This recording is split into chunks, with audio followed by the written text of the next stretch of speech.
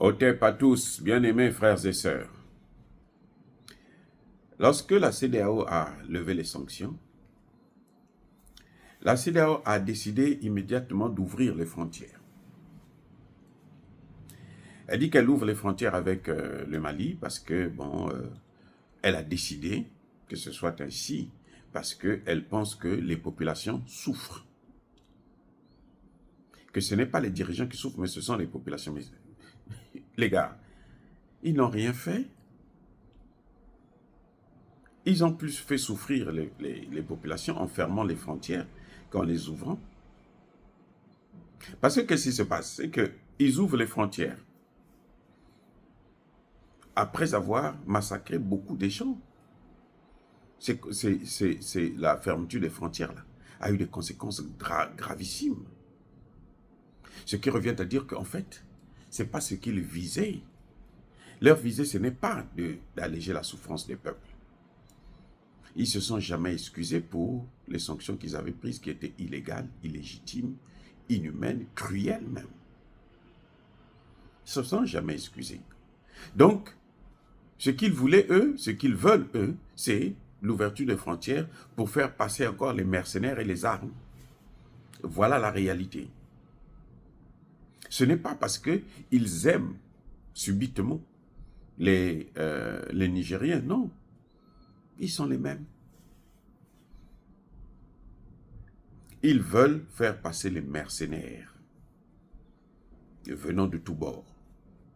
Du Bénin, peut-être même du Congo, du Togo parfois, de la Côte d'Ivoire, du Nigeria, du Tchad. Si les frontières sont ouvertes, donc ils peuvent faire ce qu'ils veulent, ils rentrent, sortent comme ils veulent.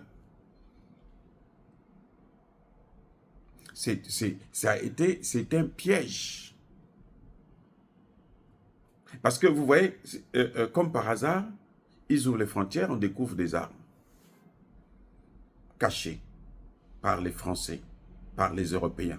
Parce que les Français disent non, c'est pas eux, c'était une mission de l'Union européenne. Ce ne sont pas des armes des Français, ce sont des armes des Européens. Mais la France ne fait pas partie des Européens. Attendez, la France fait partie de quoi? C'est pas l'Union européenne, la France? On s'en fout. Le problème, c'est qu'ils n'avaient pas à mettre des armes dans les maisons, là où, comme par hasard, c'était des Français qui habitaient plutôt. Quand les Français font le reportage là-dessus, c'est-à-dire qu'ils évitent d'évoquer les choses, les évidences. On dit tout simplement que non, ces armes-là appartenaient à Cap Sahel. De toutes les façons, Cap Sahel, ils doivent partir. Eh oui. Mais comme par hasard, ils ne vous disent pas que dans la maison là où on a trouvé, les maisons là où on a trouvé ces armes, c'était des Français qui y habitaient.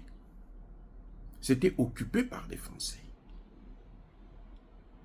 Donc ils ont laissé exprès des armes parce qu'ils savaient qu'à un moment donné, ça devrait servir.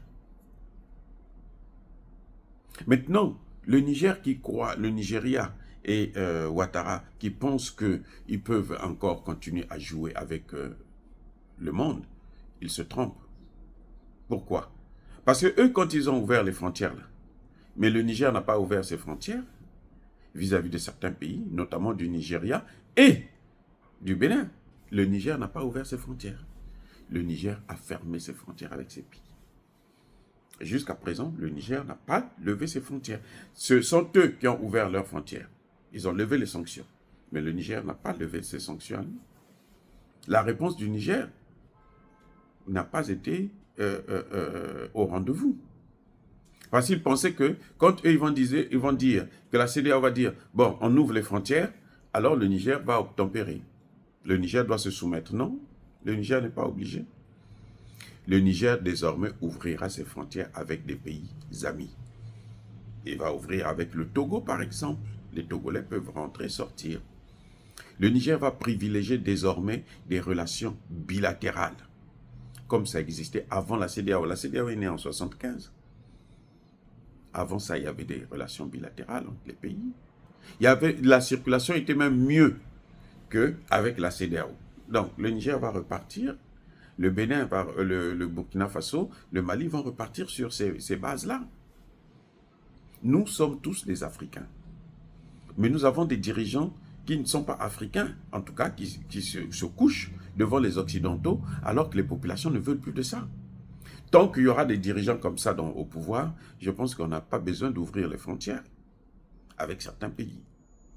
Je dis bien tant qu'il y aura des dirigeants pourris comme ça au pouvoir. Et c'est ça le problème. C'est ça le problème. Dire cela, c'est inciter à la haine ou à la violence. Non. La CEDEAO et l'OTAN croyaient qu'il suffit de dire que, bon, nous, on lève les sanctions, que le Niger aussi va le faire. Le Niger a approuvé ça. Ça a été expérimenté au Burkina Faso, au Mali, quand Air France a pris des sanctions unilatérales pour suspendre ses vols. Après, quand elle voulait revenir, ben, les pays ont dit non, ici, c'est pas chez nous. Ouvre les vols là-bas, chez toi, en France, mais pas ici. La décision qui est prise en France, là, n'affecte pas les gens qui sont au Burkina Faso ni au Mali, non. Comme Emmanuel Macron se ridiculise là en France, là, ça n'affecte pas le Sahel, non.